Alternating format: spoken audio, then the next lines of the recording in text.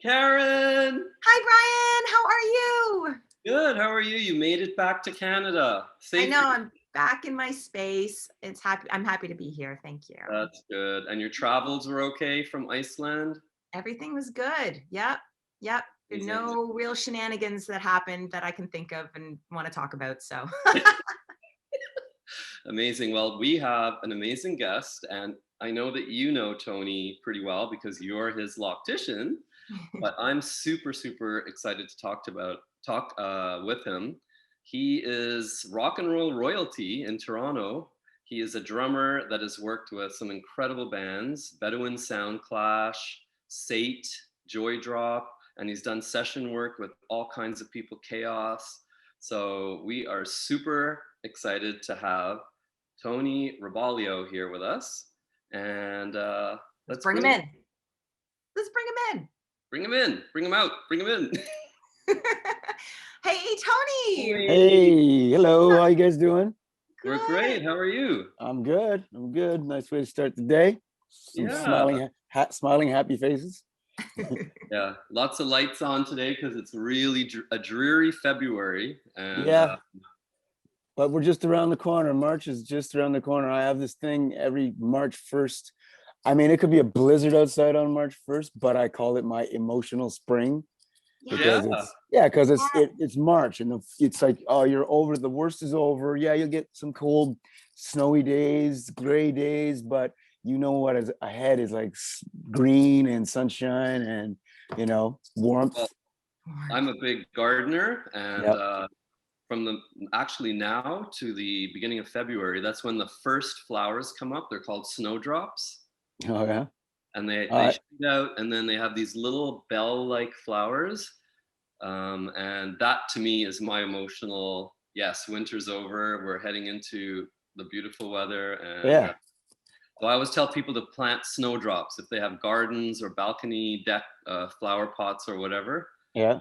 That is so good for me. It just, it's like. I don't think I've ever seen those, or I haven't noticed them. Yeah, well, when you're walking by gardens and stuff, you should start looking because they're awesome. They're just so good. Are you trying to tell me to stop and smell the snowdrops? And the weird thing is they come out and it often is incredible. Like it can snow on top of them, freeze solid, like freezing rain, and they're totally oblivious. They just keep going. Okay. I'll look out for them. So we need to have some of that in us. Yes, totally. Well, I think as Canadians we do. Yeah. And maybe it just makes us appreciate when things turn the corner all that much more. The thing is, it always goes by, like once like March comes, it's still a little cloudy, can still be a bit cold. Once May hits was my favorite month because there's still the anticipation of summer, but it's not summer yet. Yeah. Oh, spring. Then it's like, okay, hang on, because it goes by really, really fast at that point, right? Yeah. But Tony, I mean, you must, with your work, you get to travel to hotter destinations in the winter. That's true. Not the last 2 winters though.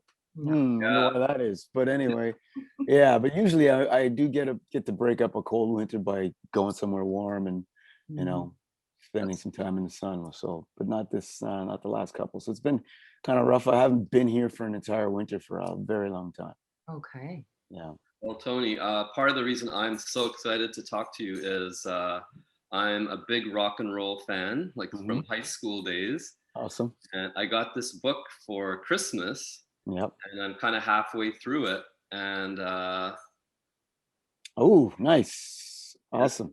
A really nice thick book, and oh my gosh, it is amazing. We do have people on our our podcasts that can't see what we just showed. So that was a book of Led Zeppelin. Yeah. And, awesome. A biography of the band Led Zeppelin by Bob Spitz, who's a very well-known writer. And nice.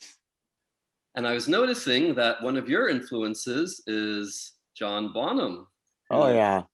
I mean, as a rock drummer, most rock drummers, there's usually a few that always that are in common. Like I'd say in the top 3 or 4, he's usually always one of them. Yeah, and that was my first concert was Led Zeppelin. Wow, in Montreal. That's amazing. Yeah. If I could shake your hand right now, I would. Yeah, that's amazing.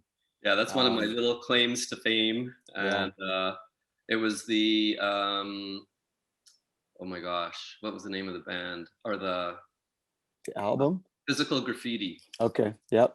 tour? Yeah. And so yeah, let's talk about drumming and rock and roll. Well, Hair. well, drumming, rock and roll, and hair, and go all hand in hand. You know. Sure. But no, I listen to all kinds of music. I mean, I grew up on rock. I'm the youngest of three, and my older brother, he was more the rock guy. So, whatever he listened to, I looked up to him. I always thought it was cool, and it was. I still love it to this day.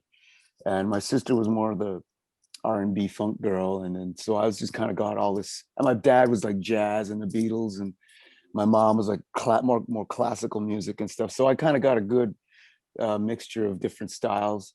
And but I think the one that hit me the hardest when I was a kid was rock. So I'm a bit of a rock kid at heart. But like I said, I like all kinds of music. Good music is the kind of music I like. But my big brother influenced me a lot with his taste in rock, and he was a big Zeppelin fan too. So Amazing. yeah. Cool. Have you been a drummer your whole life? Pretty much, yeah. I mean, my mom. I mean, a lot of parents aren't crazy about having a 8-year-old kid bashing around drums in the house, so they sort of put off as long as they could buying me a drum kit and kept saying, "Oh, why don't you start on the piano?" We had a piano in the house, and you know, I took some piano lessons. It just wasn't fun, And I mean, to this day, I can still play some piano, and I wish I'd have kept it up. But I always knew that I wanted to play drums, and I knew how to play them right from the beginning. Like I didn't have to. I sort of already had a natural affinity towards them, so it came pretty easily to me. But yeah, I had a love for them right from the start. Well, and it's great that you can make a career of it too. Yeah, I think anytime that you can do what you love to do and it sustains you, that's a beautiful thing. That's a good way to spend a lifetime, I think. For sure. A lot of people don't even know what it is that they have a passion for. They haven't found it yet, and they haven't even looked for it. Well, so many people, they get a job and out of high school or college or university or whatever, and I mean most of us have bills to pay, and Yep. so you just get onto that sort of treadmill and never Yep. get off. Some people, right? Yeah, and then you wonder why sometimes people do some of the crazy things they do because they're not necessarily doing what's in their nature and where their heart lies. So they're constantly in a sort of conflict with themselves. And then they indulge too much in this and do too much of that and not enough of this. And, go and shoot down places, do crazy things. People do crazy things.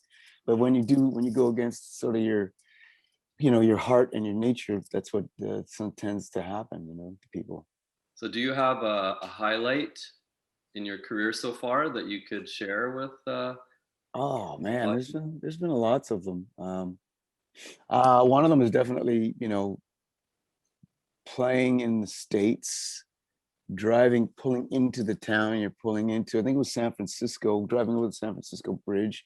We're in our bus and we've got the radio on, and they just start playing my song. And I wrote that. I remember sitting in my bedroom writing that, and now it's on the radio in San Francisco. Or you're standing there and someone drives by in their car and they're blasting your song. That's pretty amazing. Oh yeah. Yeah. That is joy. That was joy drop. Yeah, it's a great feeling. I mean, it's not something you get into for the money, but it's those little things that make you realize why you're doing it. Make a difference. Yeah, completely. Make you feel like you're on the right path too. Yeah, and it's like like those things. No one can ever take that from me. Like someone can, take your record deal or cancel your this or whatever, but those experiences are yours forever. So, and if you're lying on in your last breath, you're not thinking about how many boats you had. You're thinking about things like that, right? So. And you know what? Really, at the end of it all, that's all we're left with. Yeah, exactly. there's nothing material that we Yeah. can take with us, but those Yeah. memories. Those memories, and also that I've had people write us letters and say that song saved their life, or got them out of a really really difficult situation or helped them through some things, and it's like that really makes you feel like you're doing something good. That's what it's all about, really. And what song are you talking about specifically? Our biggest song is a song called Beautiful. Okay. So that's actually the one that, as it was bigger in the States than it was here. It did okay here, but in the States it did bigger. And then 9/11 kind of happened and messed everything up for a lot of people. A lot of things just kind of came to a stop, and they actually stopped playing us. We got kind of blacklisted from the radio because our song at the time was called "Sometimes Wanna Die," and after 9/11, they're not really trying to play songs like that. So it kind of put the brakes on things here. So and then at that point, the band just kind of took a very long break, and we never really brought it back together again. So, but we had a good run. We had a really good run. Yeah. Amazing. Yeah.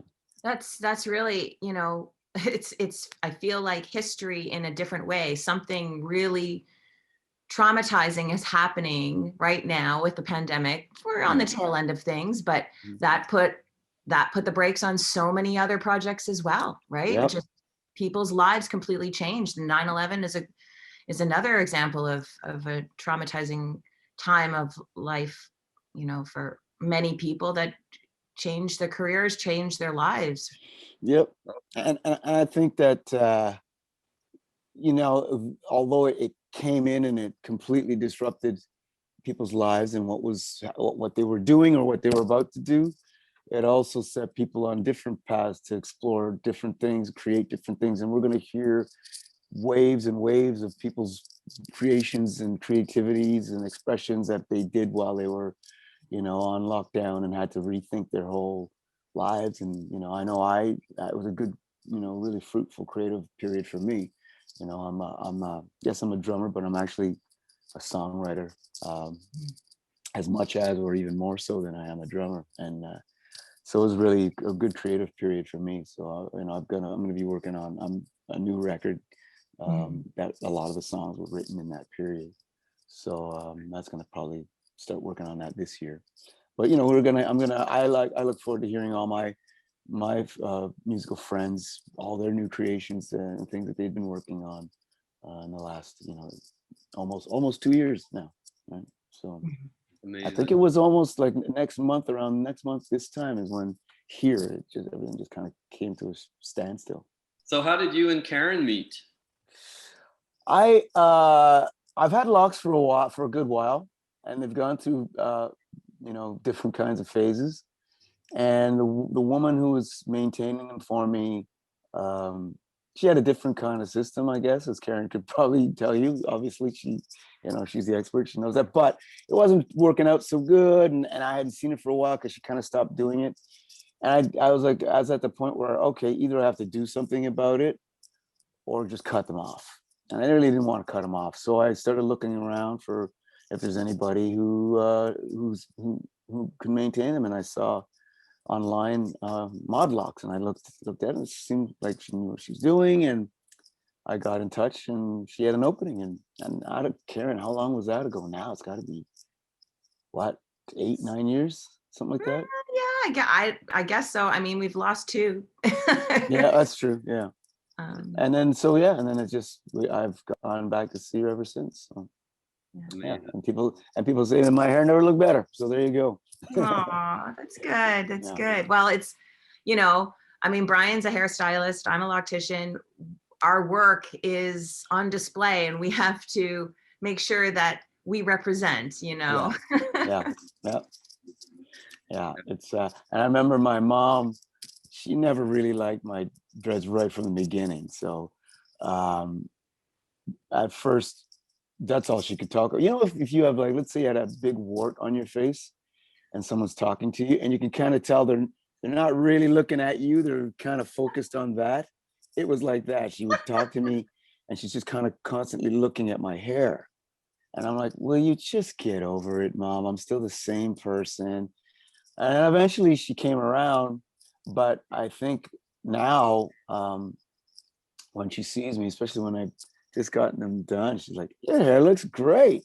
She never used to say that to me. So I have the yeah, exact same experience with my mom. yeah, yeah. Now she thinks they're cool, but at the beginning it was like, what? Oh yeah, she couldn't stand it. No.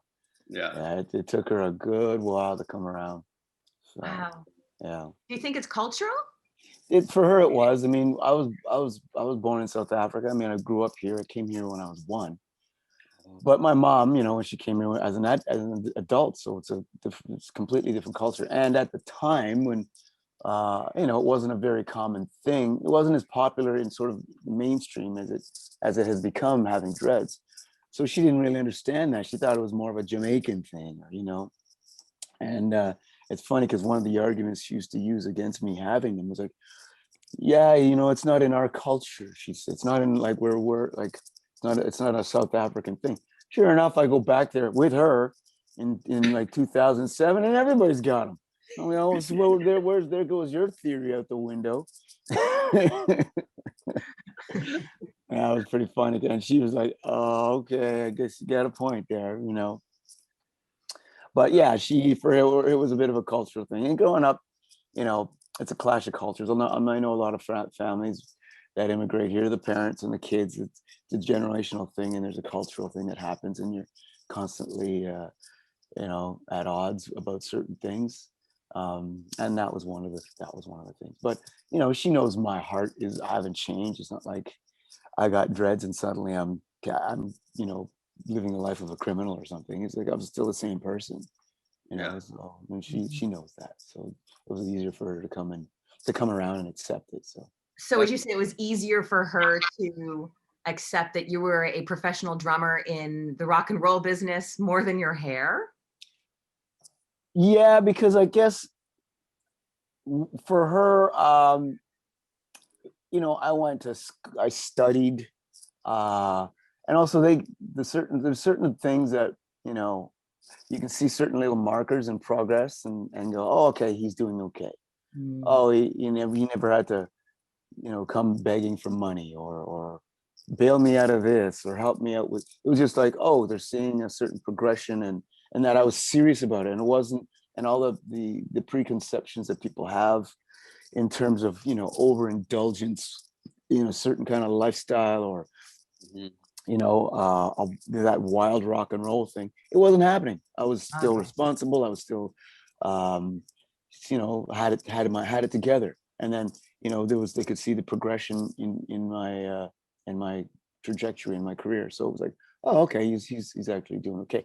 And that was, I didn't have dreads then. And then I got the dreads and it's like, oh, what's going on? Right.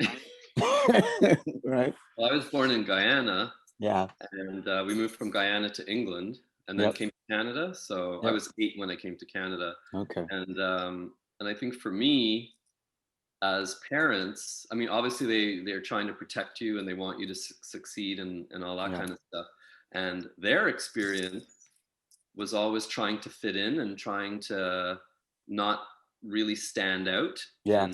in the world. Yep. And having locks, I think, is a real statement, and Yeah.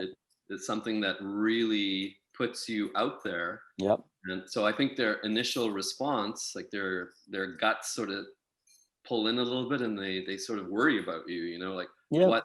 what are you going to experience in life, like Yeah. day-to-day life, because even without locks for many black people it's pretty Yeah. Yeah. difficult. They're all I mean, it used to drive me crazy.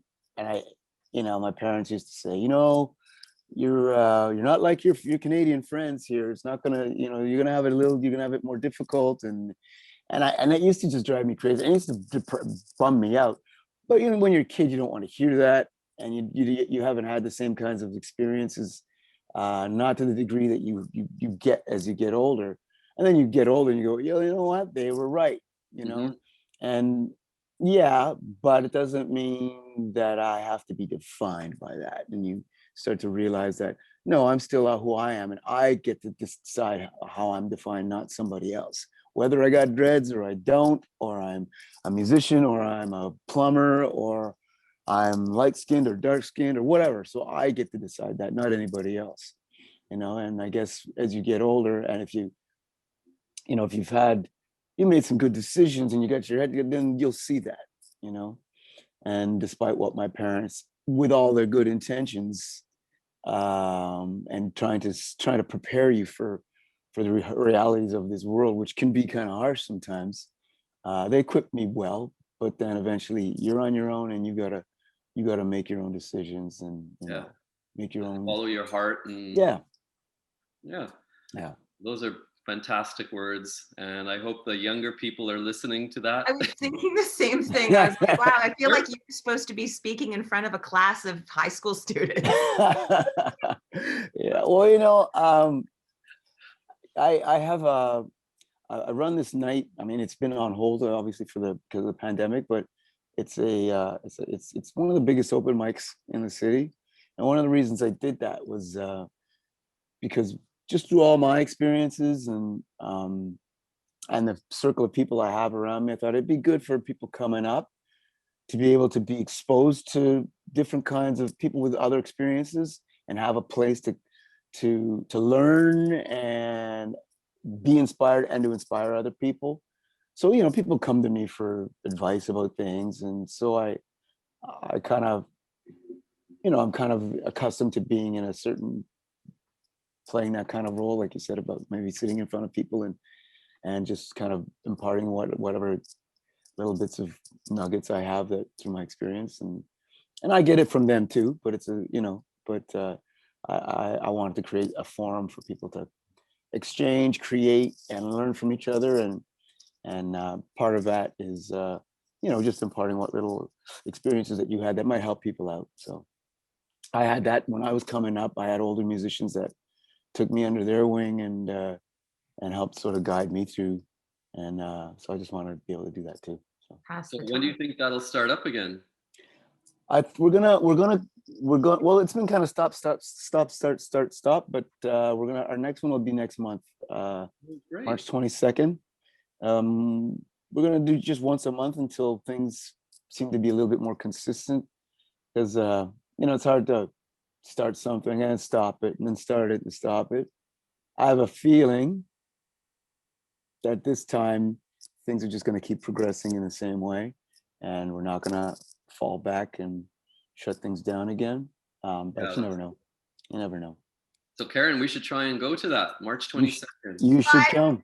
I'm on board. I am absolutely on board. I'm going to mark it in the calendar. It's a good time. And I mean, it's an open mic. So you get, and it's, you know, we don't, if you're just starting out, come on up. If you're an old pro like me, come on up. And we don't care, just so long as you're there to have fun and meet people and express yourself and, you know, just be in the environment. So it's a good time. Amazing. And it's at the supermarket in Kensington. Kensington Market in Toronto. Yeah. So if anyone, you know, wants to check it out and they're in the neighborhood, they should definitely go on your socials and find the dates. Yeah, we have a Facebook page, and you know, we just usually make our announcements there, and you can go there, and it'll also tell you how the sign up process works and the times and all that stuff. And what's the night called? We call it Free Fall Sundays. Free Fall Sundays. Yeah. Good. Yeah. It's I mean, this would have been 14 years now we've been doing it. Fantastic. So you say 14 years? 14 years, yeah. Wow. Yeah, isn't that how old the supermarket is? It was around a little bit before that, but we you know, when it was very kind of a different place when we got in there, but we helped shape it. And you know, because people now it's a known live venue. It wasn't known as a live venue as much back then. It was more of a restaurant with good pad thai, you know. Yeah.